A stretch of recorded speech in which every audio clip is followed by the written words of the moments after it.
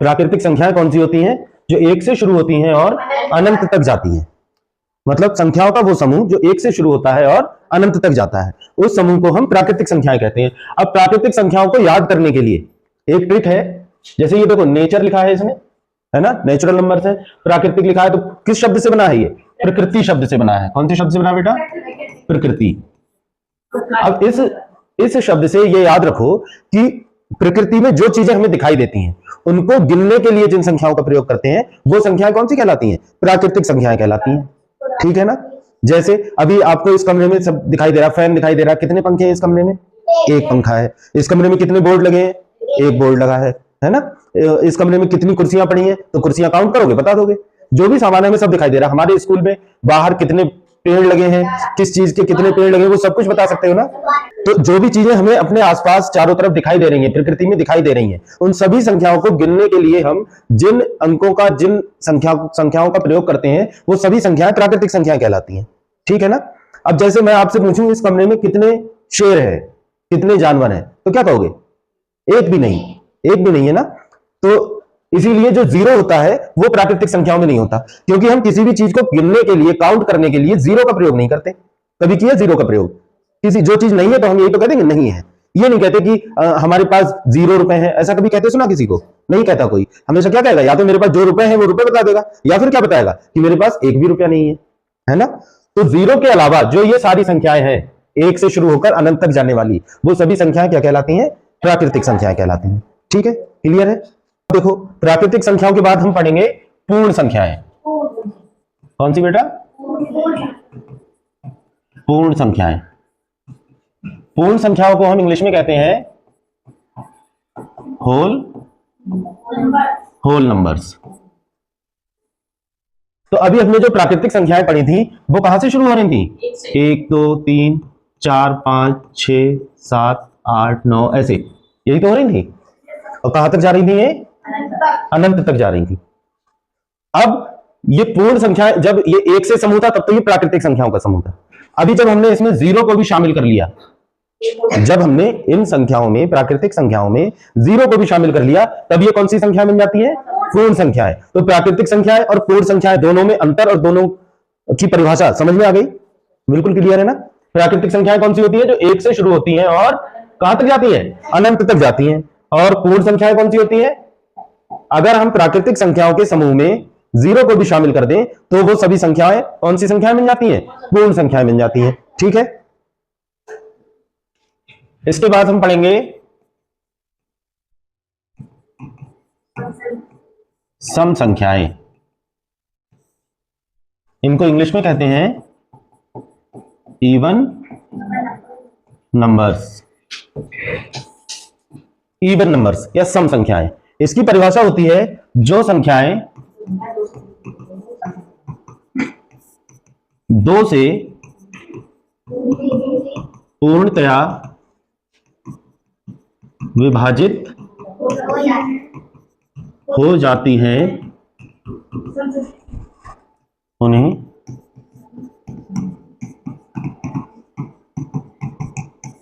सम संख्याएं कहते हैं। सम संख्याएं कौन सी होती हैं? जो संख्याएं 2 से पूर्णतया विभाजित हो जाती हैं। विभाजित हो जाना मतलब, विभाजित हो जाने का मतलब क्या हुआ? हाँ, कट जाती है का मतलब, अगर हम 2 से किसी संख्या को भाग दें और उसमें शेष कुछ ना बचे, मतलब पूरी पूरी विभाजित हो जाए, 2 से भाग देने पर पूरी पूरी कट जाए, शेष कुछ ना बचे, तो उसको कहते हैं कि 2 से वो पूरी पूरी विभाजित हो जाती है। तो वो संख्याएं कौन सी संख्याएं कहलाती हैं? सम संख्याएं। अब जरा सोच के बताओ कि जो हमने अभी पूर्ण संख्याएं या प्राकृतिक संख्याएं पढ़ी थी, उनमें से सबसे पहली सम संख्या कौन सी होगी? 2। कौन सी होगी? 2 कट जाती है ना, 2 से पूरी पूरी कट जाती है। और 2 के बाद कौन सी होगी? 3 तो नहीं कटेगी ना, 2 से भाग करेंगे तो शेष बच जाएगा 1, तो इसका मतलब वो 2 से पूरी पूरी नहीं कट रही है, नहीं विभाजित हो रही है। तो 2 के बाद कौन होगी? 4, फिर कौन होगी? 6, फिर कौन होगी? 8, फिर कौन होगी? 10, फिर कौन होगी? 12, फिर कौन होगी? 14, फिर 16, 18, 20, 22, 24, ऐसे ही आती रहेंगी, है ना।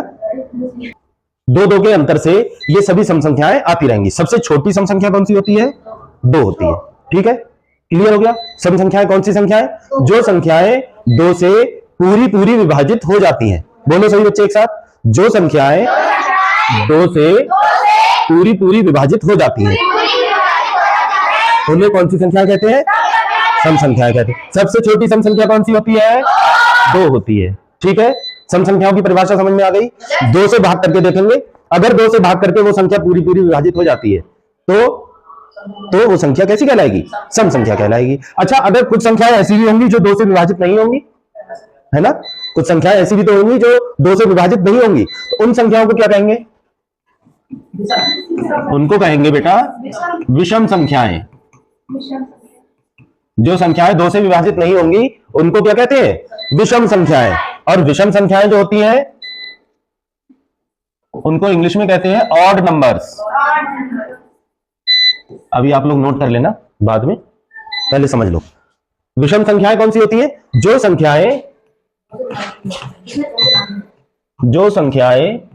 2 से पूर्णतया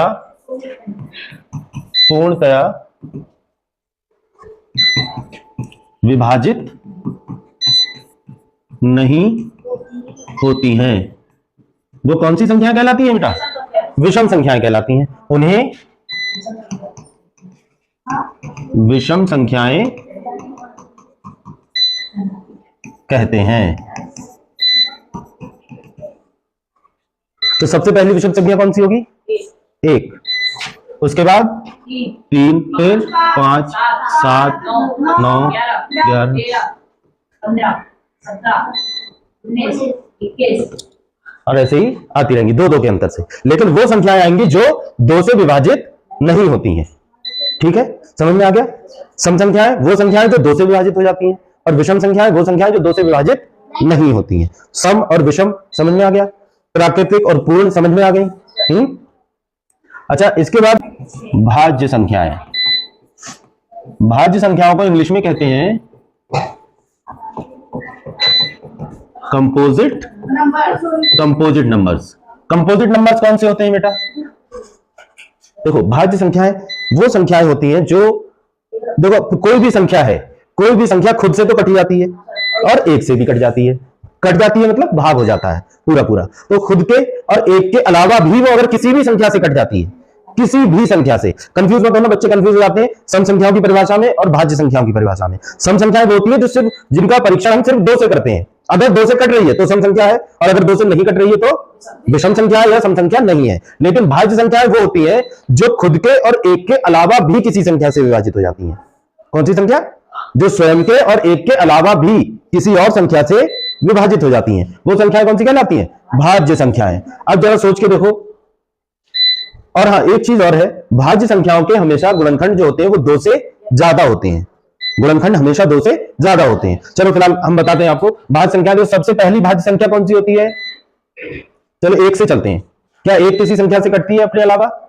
नहीं कटती, तो इसका मतलब 1 भाज्य संख्या नहीं है। क्या 2 किसी संख्या से कटती है अपने और 1 के अलावा? बोलो, नहीं कटती है ना। 2 या तो 2 से कटेगी या 1 से कटेगी, इसके अलावा किसी से नहीं कटती है। 3 भी नहीं कटती। 4 किससे कट जाती है? 2 से कट जाती है। देखो, 4 खुद तो 4 है तो 4 से तो कट ही जाएगी, और 1 से भी कट जाएगी। उसके अलावा किससे कट जाएगी? ये उसके अलावा 2 से और कट जाएगी। तो इसलिए सबसे पहली भाज्य संख्या हो गई हमारी 4। इसके बाद 5 आता है। क्या 5 किसी से कटता है? नहीं। 6 कट जाती है। देखो, 6 2 से भी कट जाती है और 3 से भी कट जाती है। अपने से तो कटती है सारी संख्याएं, उसके अलावा हमें देखना किसी से कट रही है या नहीं। 6 के बाद 7 नहीं कटती, फिर 8 कट जाती है, फिर 9 भी तो कट जाती है। 9 जो होती है वो 3 से कटती है ना। देखो, खुद से कटेगी और 1 से कटेगी, उसके अलावा हमें देखना है। तो 9 और 1 के अलावा ये किसी से कटती है क्या? 3 से कटती है। तो इसका मतलब 9 कैसी है? भाज्य संख्या है। फिर 10 2 से भी कटती है, 5 से भी कटती है। उसके बाद 11 नहीं कटती किसी से, है ना। 12 के बाद 13 भी नहीं कटती किसी से, फिर 14 कटती है, फिर 15 भी कट जाती है, 3 से भी और 5 से भी, फिर 16 17 कटती किसी से नहीं। समझ में आ गया ना? अब कर लोगे ना? 17 नहीं 18। अब समझ में आ गया ना? तो भाज्य संख्याएं समझ में आ गई। कौन सी संख्याएं? जो स्वयं के और 1 के अलावा भी किसी संख्या से कट जाती हैं। जो स्वयं के और एक के अलावा भी किसी संख्या से कट जाती हैं, वो संख्याएं कौन सी संख्या कहलाती हैं?